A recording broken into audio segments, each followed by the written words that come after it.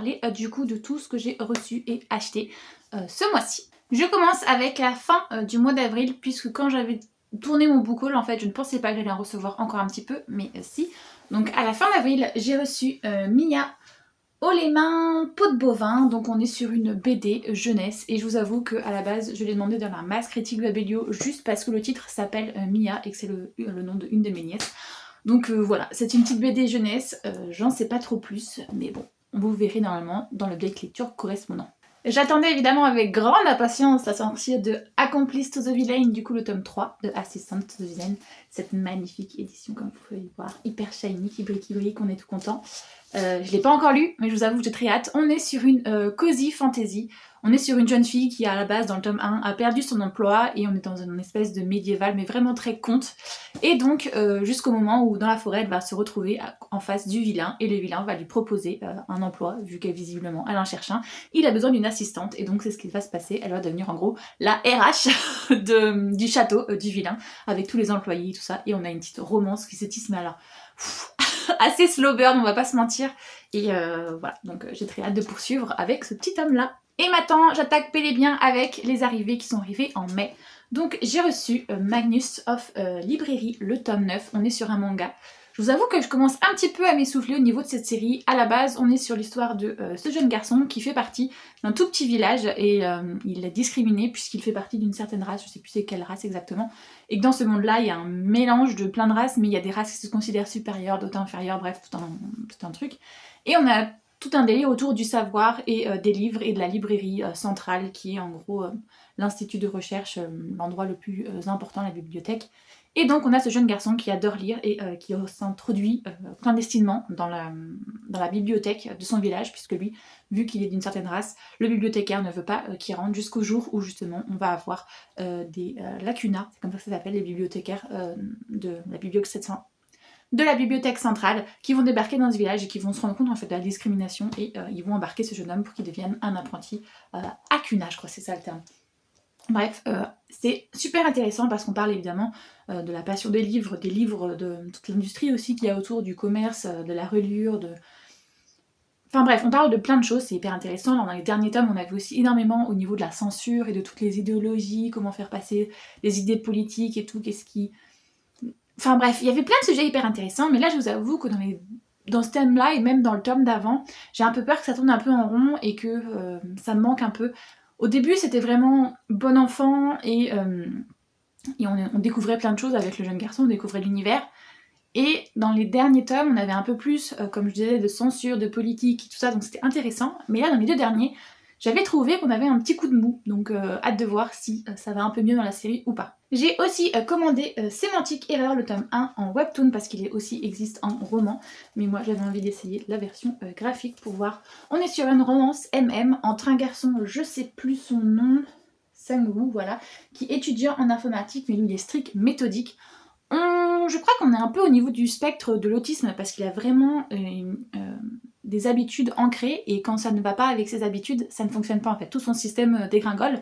Donc je suis pas sûre parce que je l'ai pas encore lu, mais il y a moyen qu'on soit dans cette idée-là. Et justement, ce qui va se passer, c'est que il doit faire un exposé en groupe, sauf que le groupe, visiblement, personne ne va participer, il va tout faire tout seul.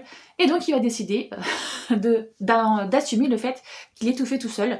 Et du coup, certains de ses collègues, ses camarades de classe vont se taper des zéros et donc potentiellement ne pourront pas valider leur diplôme. Et je crois que du coup, on a un des gars avec qui il va y avoir une romance entre les deux, donc on va voir ce qui va se passer. J'ai aussi reçu Hirano et Kagiura, le tome 5 du coup, romance MM sur des lycéens. Donc on est sur celui-ci qui est en terminale et celui-ci qui est en première. Celui-là qui était en première, quand il était en seconde dans la même chambre que lui va avouer ses sentiments. Celui-là qui était en première lui a dit t'es sympa mais on reste potes. Sauf qu'il y a eu un concours de circonstances qui fait que l'année d'après on leur a dit potentiellement vous ne serez pas ensemble si vos notes ne sont pas meilleures. Ils ont tous les deux fait en sorte d'avoir des bonnes notes pour pouvoir rester ensemble. Et bien celui-là qui est amoureux de lui, il lui a dit écoute, c'est pas grave si tu ne m'apprécies pas, voilà. Sauf que lui a dit, je vais peut-être quand même te laisser une chance, voir s'il y a moyen que j'ai des sentiments amoureux qui se développent ou pas. Donc on a tout ce délire-là, relation ou pas entre les deux, est-ce qu'ils sont juste amis ou plus. Bref, c'était chou dans les premiers épisodes. Là, je vous avoue, ça commence à être un petit peu longuet. J'espère que dans ce tome-là, la relation commence enfin, parce que t'es en mode... Bon ben gars, tu décides, t'es intéressé ou t'es pas intéressé. Donc voilà, hâte de savoir ce qui se passe dedans. Hey, me revoilà, on continue à regarder qu'est-ce qui est arrivé ce mois-ci chez moi. Et là, je vous avoue qu'on est à quelques semaines de mon anniversaire. Donc je me suis lâchée, mais comme Jaja.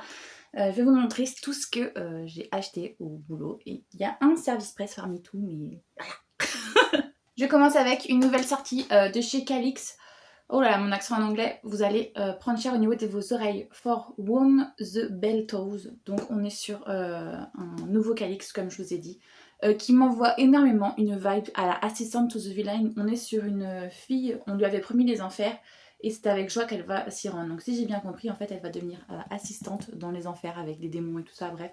On m'a vendu, ça me vend un peu une vibe Assistant to the Villain, donc j'ai grave envie d'essayer. En plus, que dire de, voilà, cette magnifique édition que nous avons, franchement. Au début, les Calix, j'avoue que c'était pas du tout ma tasse de thé, les couleurs hyper flashy qu'ils avaient, ça ne m'allait pas. Mais maintenant, plus ça va, et plus c'est totalement dans ma vibe. Comme je vous l'ai dit dans un précédent book haul, j'ai moins 20% sur les bouquins à mon boulot maintenant, vu que je travaille en librairie. Donc, comment vous dire que je me fais plaisir. C'est le dernier qui me manque de la saga. J'ai déjà lu, mais bon, maintenant comme ça, il va pouvoir rejoindre tranquillement ma bibliothèque à Cotard, du coup. Là, c'est le tome 5, mais pour moi, en vrai, c'est le tome 4, puisque le tome de Noël, pour moi, c'est un 3,5. Dans les anciennes éditions, parce que j'ai un petit peu peur que, du coup, le 6 et le 7 sortent dans la version anglaise, et ça va pas du tout me plaire, donc je voulais absolument avoir cette édition-là avant qu'ils rééditent tout en version très moche que je n'aime pas. Donc voilà, même si c'est le tome que j'aime le moins de cette saga, parce que bon, si vous ne connaissez pas Akota, on est sur une réécriture de La Belle et la Bête avec des feuilles. Et dans les 3 premiers tomes, du coup, on va suivre Fer, la protagoniste de base. Et dans ce tome-là, on va suivre Nesta, une de ses sœurs. Et je n'aime pas du tout ce personnage. Et je n'aime pas du tout, enfin, c'est pas que je n'aime pas du tout ce tome, mais à la rigueur, le prota Cassian, je l'adore. Mais Nesta, pour moi, c'est une red flag au possible, et même si elle a plein d'excuses, entre guillemets, pour moi, ça ne passe pas en fait. Ça serait un garçon, à l'inverse, ça serait considéré comme une romance toxique. Donc, il n'y a pas de sexisme pour moi à ce niveau-là. C'est une femme, mais pour moi, elle est red flag au possible. Mais beaucoup l'adorent, beaucoup l'aiment parce qu'elle a souffert, et tatati tatata, donc il excuse pour tout ce qu'elle fait. Et moi, je ne m'excuse pas, mais je voulais quand même avoir ce tome pour avoir la collection complète. Comme je vous l'ai dit, j'ai reçu un service presse du coup de Babelio, donc c'est Sipping Love de Élise Giraudot et de Manon Lécuyer. C'est un petit service presse, donc je crois que c'est une petite romance. C'est une petite romance au format poche, ça a l'air de vendre très summer vibe, vous voyez. On est une très belle histoire à la fois d'amitié et d'amour que j'ai dévorée, ambiance ensoleillée qui fait du bien au moral, très bien.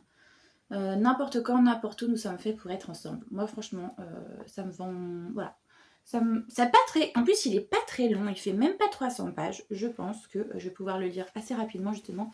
Parce que, comme je vous ai dit, c'est une masse critique Babelio, c'est-à-dire qu'une fois par mois, ils nous postent le nombre de livres qu'ils envoient en SP, comme ça, gratuit, et en échange, on doit faire une chronique. Donc, voilà, j'ai des petits ressorts pour celui-ci.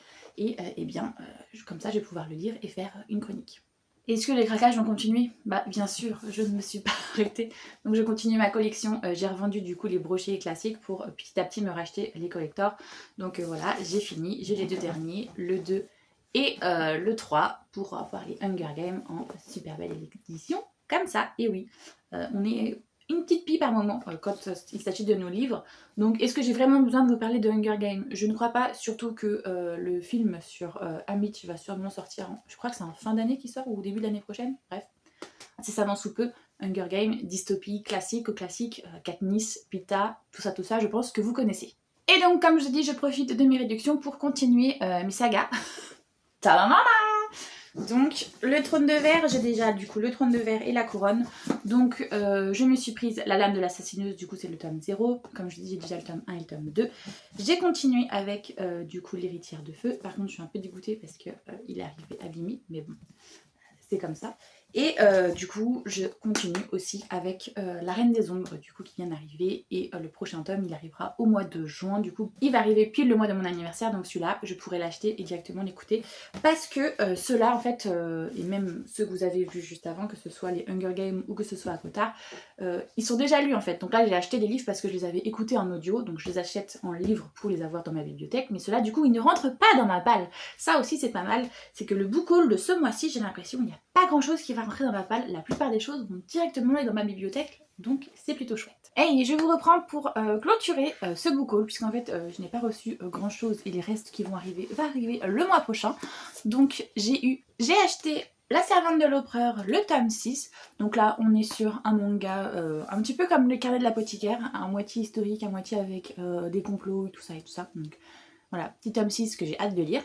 Et j'ai aussi reçu du coup l'Atelier des sorciers, le tome 15, donc le tout dernier qui vient de sortir. Et là, on est impatient justement de voir vers où ça va aller, parce que vers la fin, si vous ne savez pas ce que c'est l'Atelier des sorciers, c'est l'histoire d'une petite fille, Coco, qui va découvrir qu'en fait la magie, les sorts, tout le monde peut le faire, alors que dans leur monde on pense qu'on est avec des capacités magiques et tout. Elle va découvrir le secret. En fait il suffit de dessiner des runes pour pouvoir prodiguer la magie. Donc elle va décider de dessiner, sauf que ça va créer une catastrophe, ça va transformer sa mère en statue, et donc un sorcier qui passait par là va récupérer la petite, et elle va avoir le choix entre lui faire oublier tout ce qu'elle sait, ou alors la prendre en tant qu'apprentie, et c'est ce qu'il va faire, il va décider de la prendre en tant qu'apprentie, et donc un peu en mode Harry Potter, on va découvrir tout l'univers qu'il y a. Donc au début justement, c'est pour ça que je fais le lien un peu avec Harry Potter, c'est que c'est assez lumineux, on découvre tout ce qui est magie, apprentissage et tout, et là plus ça va, plus c'est sombre. On découvre forcément qu'il y a des sorciers qui ne respectent pas les limites, qu'il y a des sorts interdits, tout ça, donc voilà. Et là justement on est dans un affrontement, donc j'ai très hâte de lire pour voir comment ça va se passer cette bataille. Donc voilà, c'est tout ce que j'ai, enfin c'est tout, il y a quand même pas mal de choses que j'ai achetées au mois de mai. Je vous avoue que je n'ai pas du tout été raisonnable parce que, voilà, comme vous le savez, maintenant je travaille en librairie, j'ai une réduction de moins 20%, donc je me suis dit, soyons fous, c'est bientôt un anniversaire, puisque si vous ne savez pas, je suis née au mois de juin. Donc du coup je me suis dit, allez fais-toi plaisir, sauf que du coup voilà ce que ça produit, des book hauls assez gargantuesques. J'ai bien peur que le mois de juin ne soit pas beaucoup plus raisonnable.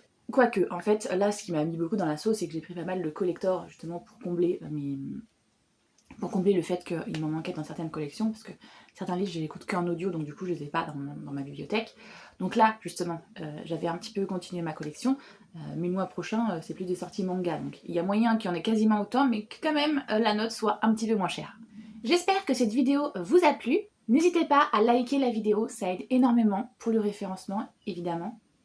Si vous voulez me soutenir aussi, je suis autrice de romance et de romantaisie, donc n'hésitez pas, je vous présente ici les titres que j'écris, et de toute manière, vous aurez les liens en barre d'informations, surtout qu'au mois de juin, il y a une de mes nouvelles sorties qui sort, tadam. Si vous souhaitez aussi soutenir la chaîne en laissant un petit commentaire, n'hésitez pas, il y a l'espace qui est là pour ça. Si vous ne savez pas quoi mettre, eh bien, là j'ai l'impression qu'on est beaucoup dans les bleus ou les verts, donc mettez un cœur. Mettez des petits cœurs bleus ou des petits cœurs verts, comme ça, voilà. Je saurai que vous êtes allé jusqu'au bout de la vidéo. Évidemment, si vous voulez voir le reste de mes vidéos, n'hésitez pas à vous abonner. Moi, j'espère que tout va bien pour vous, que vous passez de bons moments, que vous faites de bonnes lectures. Et je vous fais tout plein de gros bisous.